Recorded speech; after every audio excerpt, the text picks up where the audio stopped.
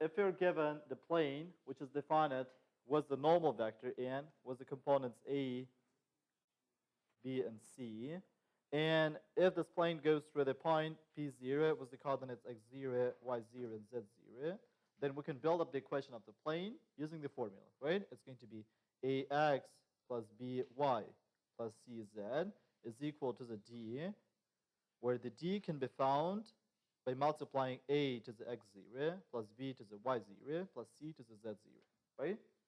So we've got the example where we're given the normal vector and the point, and we easily we easily got the equation of the plane, right? That was boring, right? So now let's try to do more interesting problems here. So let's say we're given a plane,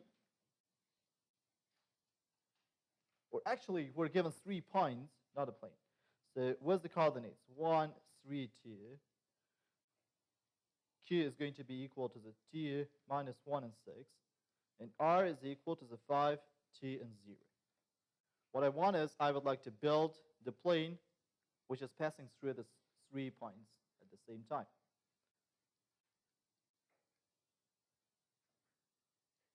Okay? If you're given 2 points, we can build one line, right? But we can build a lot of planes, right? Because here's the line, you can put the plane, and you can rotate this, right? Now, if you're given 3 points, you can put on top of the 3 lines only one plane. And I would like to know the equation of this plane. Okay? So previously, we say that in order to build a plane, we know 2 things, right? The coordinates of the normal vector, which is perpendicular to the plane, and coordinates of any point on this plane, right? So now, if we're given 3 points, is it possible to build the equation of the plane? And if it is possible, how to do this? Huh? We find a normal vector first of all, right?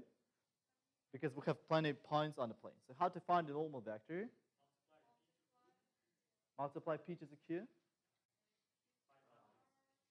So first of all, we need to build the g vectors on this plane, right? So one vector is going to be pq. And the second vector is going to be pr, right? This is the pq vector, and this is the pr vector.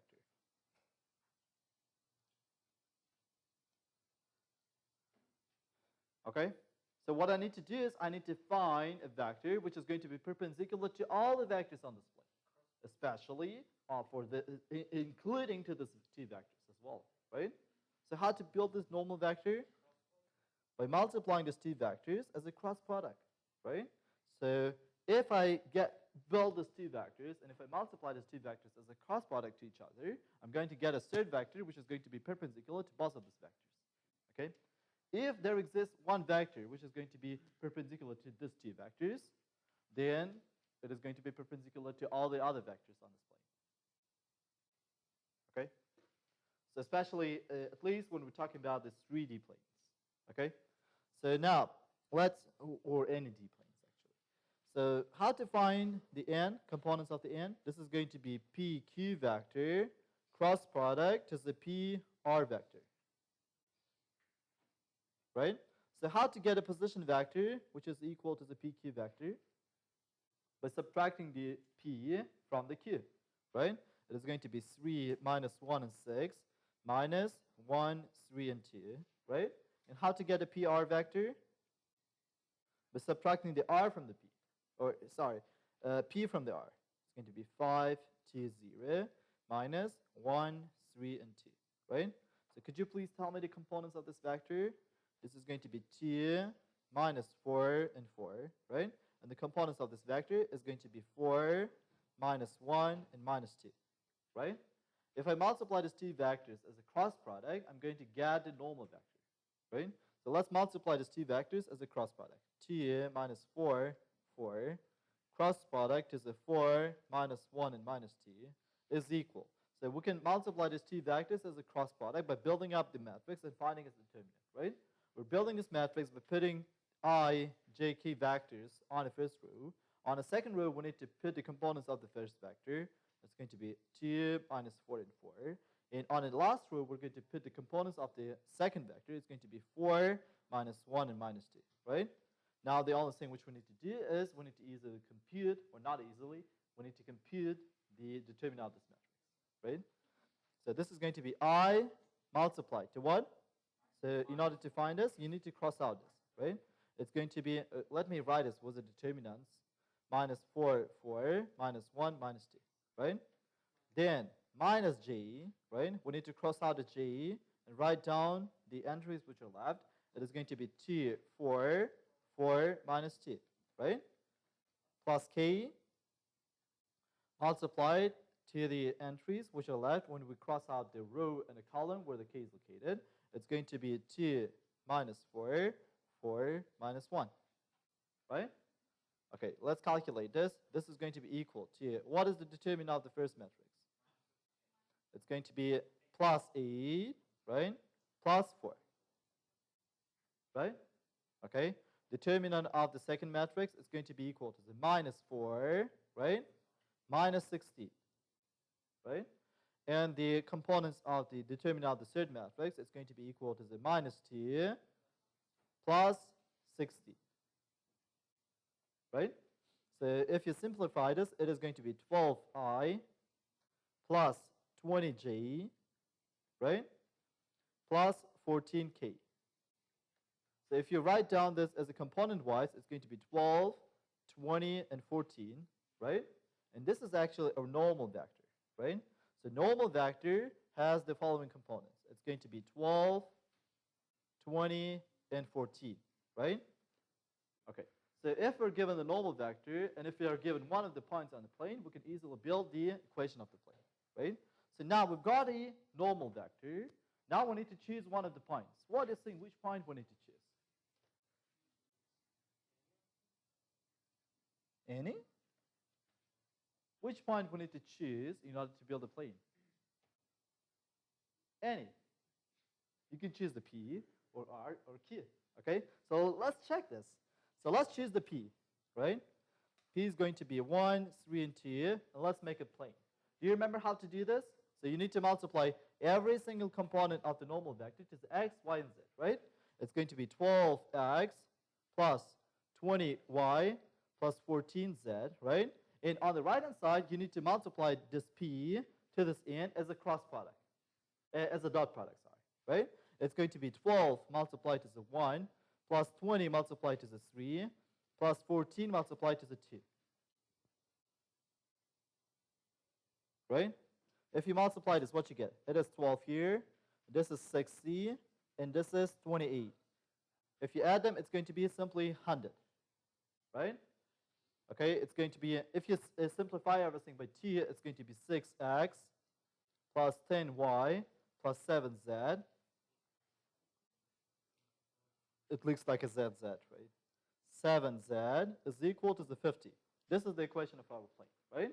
But at the same time, when we build the equation of the plane, we can choose another point as well. So for example, let's choose the q. So q has the components 3, minus 1, and 6, right? 3, minus 1, and 6, right? In order to build a plane with this t given data, we can build this in this way. So 12 multiplied to the x, right? The first component of the n is multiplied to the x. Second component is multiplied to the y. And the third component multiplied to the z, right? And this is equal to the dot product of this vector to this q, right? It's going to be 12 multiplied to the 3 minus 1 multiplied to the 20 plus 6 multiplied to the 14. Okay? So 3 multiplied to the 12 is 36. This is 20. And when you multiply 6 to the 4, it's going to be 84. Right? And this is coming with the minus. If you add this one to this one, it's going to be 120. If you subtract the 20, it's going to be 100. Right? This is going to be exactly the same equation. 6x plus 10y plus 7z is equal to the 50. Okay?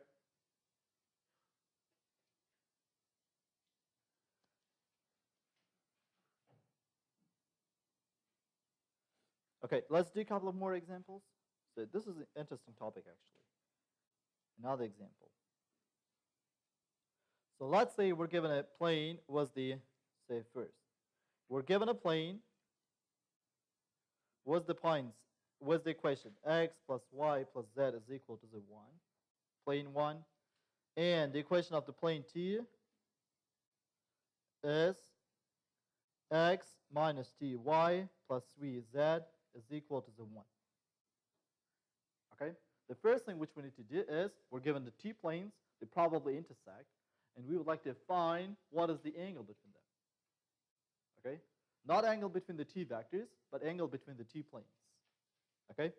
So I think it would be really difficult for me to draw these two planes. Let me try. It's going to be one plane, and the second plane is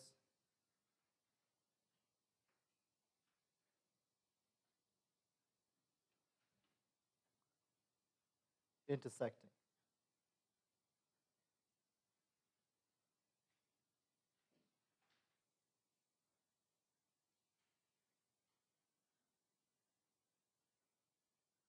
Like this. Okay? Two planes, they're intersecting. I would like to know what is the angle between them. So if you're given the two planes with these two equations, do you have ideas how to find the angle between them? Was the line? Yeah. On the plane? Yeah, how to do this? Yes?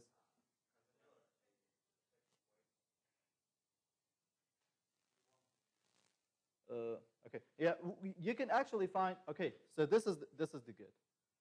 Good. This is one of the options, right? Do you understand what it suggests? You can choose 2 points on the first plane, right? How to do this? 2 points. So if you have the equation of the plane, you can build infinitely many points on the plane, right? Just substitute something to the x and y and find a z from this equation, right? This is going to be 1 point on this plane. And substitute something to the x and y and find a z, you're going to have the second point. You know what I mean? For example, how to find one of the points on the first plane. So the equation is x, y, and z is equal to the 0. You need to give me a number, triple number, right? 3 tuple, 1 number, second number, and the third number, so that this is going to satisfy this equation. Can you give me an example? For example, 0, 0, 1. Right? This is the point on this plane, right? You can easily build this. Did you understand how we build this? You choose one value for the x, one value for the y, and the z is coming from this equation, right? If you substitute 0, 0, and 1 instead of x, y, and z on this equation, it's going to be exactly 1, right? So it means that this point is on this plane, right? And using the same technique, you can build another point here, right? You can connect them and build a vector. You can do the same with another plane and find the angle, okay? But it is more easier way to do this, okay? The key point to find the angles between the two planes is the normal vectors, okay?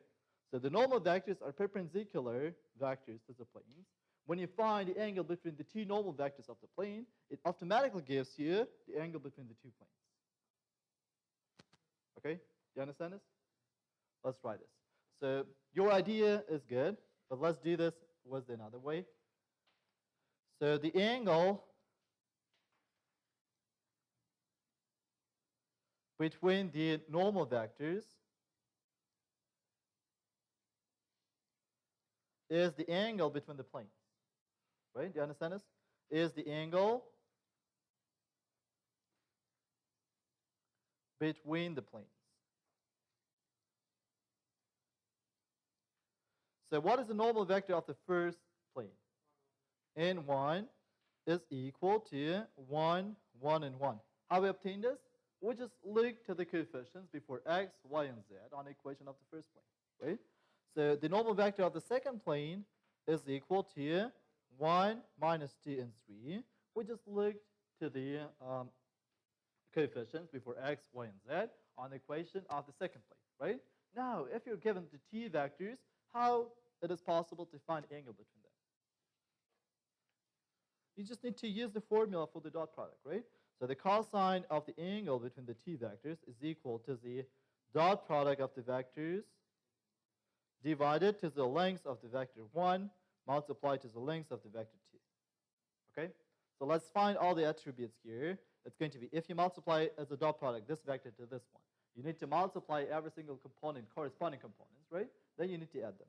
It's going to be 1 multiplied to the 1 minus 2 plus 3. Do you understand how we did this? 1 to the 1, 1 to the minus 2, 1 to the 3, right?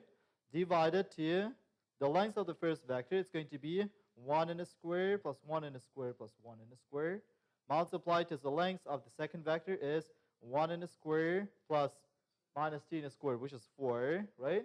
Plus 3 in a square, which is 9, right? This is going to be equal to what?